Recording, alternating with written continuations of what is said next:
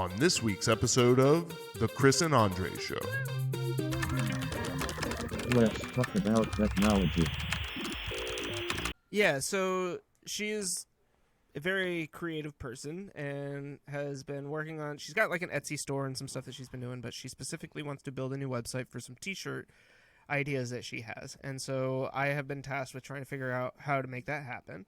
And the first thing I did was to call my friend Andre and say, please help me, I don't know what I'm doing.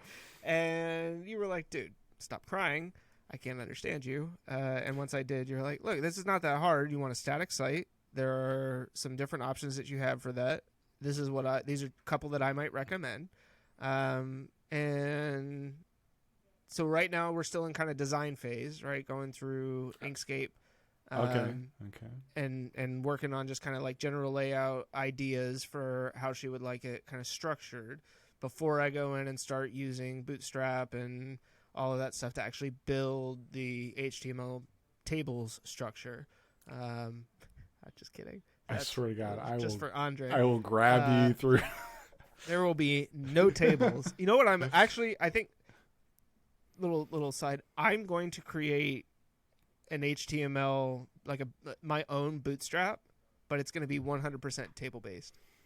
There'll be responsive tables, but it'll be 100% table based. Anyways. Oh God. Okay, continue. No, that's pretty much all I got so far.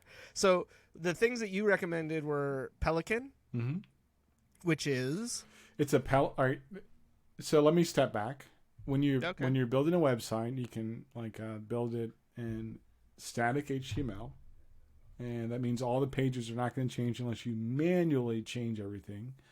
You can take that same principle and idea and put it into WordPress, where it's somewhat quote unquote dynamic, and or you can put it into a static site generator. Now, static site generators means that you create the structure of the website, and things will change and be regenerated.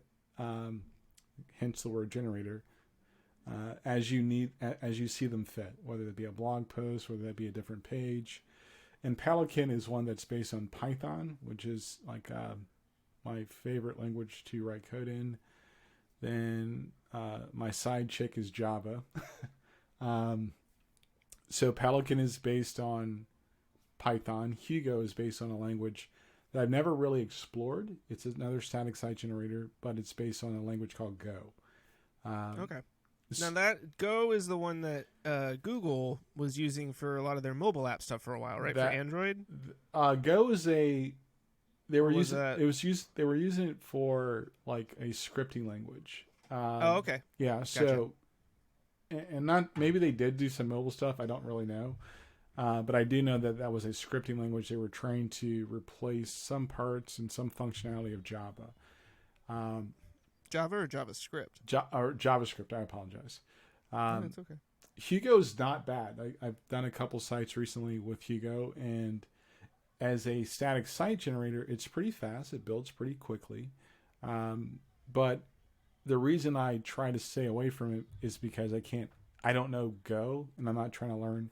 It's actually like my wife said, when we're jokingly talking about moving to Portugal, and because we're arguing about the cost of a plane flight, and I'm like, no, it's actually cheaper to go to Portugal than it is to Peru. And she goes, huh? But I don't want to know. I'm too old to learn a different language.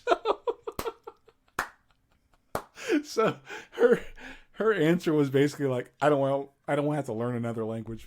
I don't want to learn Portuguese. So that's kind of how I feel about Hugo. I don't want to learn Go. So I feel more comfortable like doing things in Python or Java, and I don't want to pick up another language that it's just kind of like not what I want to do. Now, granted, I could probably do it. I just don't want to, because I like to build plugins and optimizations and stuff like that. But a lot of the cool, this is what I was trying to convey to you, like forestry.io works really well with Hugo and Gatsby and I think Jekyll. And so you can actually build all the nice front end stuff for your wife, so that way you don't have to worry about like maintaining the site for a lot. Right. You can do all the stuff in the back end, stand it up real nice and pretty.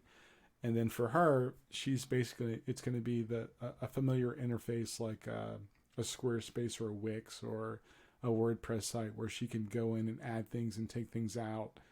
And she doesn't need the technical know-how to make those things work on the front end and display for people. To hear the rest, tune into this week's episode of The Chris and Andre Show.